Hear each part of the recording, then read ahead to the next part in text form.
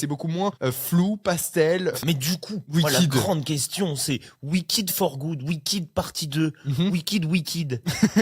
Comment que c'est? Est-ce que c'est bien? Est-ce que t'as passé un moment délicieux, dégueulasse? Bah, je trouve que déjà pour revenir sur le premier, je trouve que pour faire très bref, hein, mais je trouve que c'est pas aussi nul que ça aurait pu être. Je trouve pas ça génial, ni le premier ni le deuxième. Je vais pas faire durer le suspense plus longtemps. Je trouve pas ça génial. Mais globalement, ce premier film m'amuse, me divertit. Le film a été beaucoup critiqué pour son esthétique, qui est très over the top, les effets spéciaux n'ont aucun sens et les couleurs non plus. Ouais, mais c'est pas grave ça. Et en fait, c'est pas très grave.